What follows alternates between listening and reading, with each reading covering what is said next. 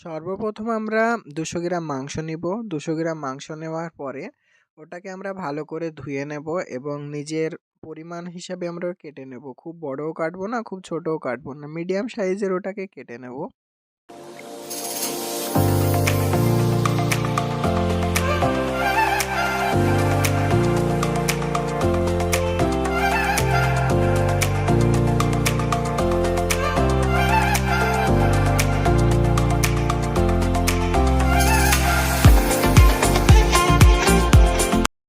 মাংসগুলো কাটা হয়ে যাওয়ার পরে একটা পাত্রে আমরা এটাকে রেখে দিলাম।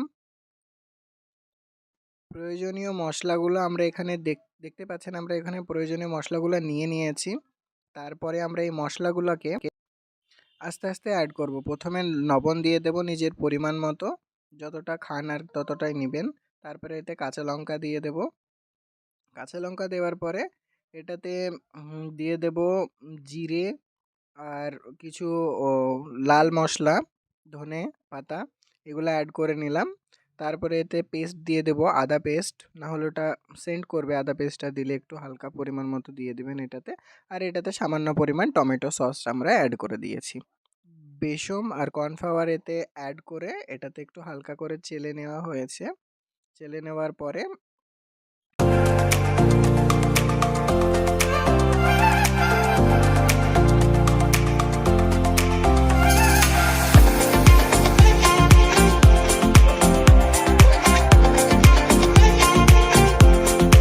এটাতে ভালো করে মিক্স করা নেওয়া হয়েছে পেস্ট বানানোর জন্য এটাকে।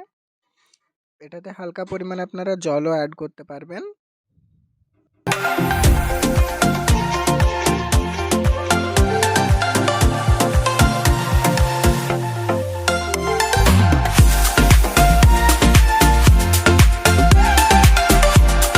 কড়াইটা একটু সামান্য পরিমাণ জাল দিয়ে দেবেন যাতে গরম হয়ে যায়।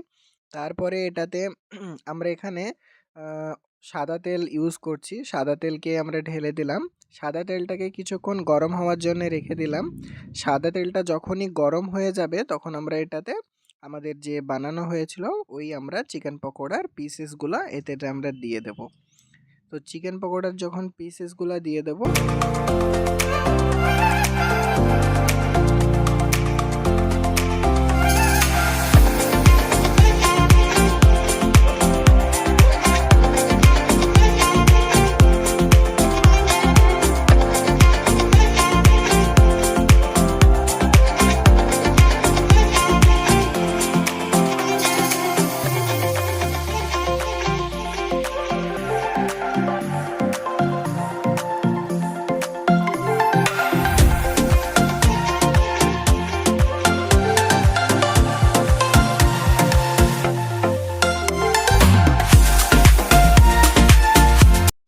দেখতেই পাচ্ছেন কত সুন্দরভাবে এইগুলা হচ্ছে।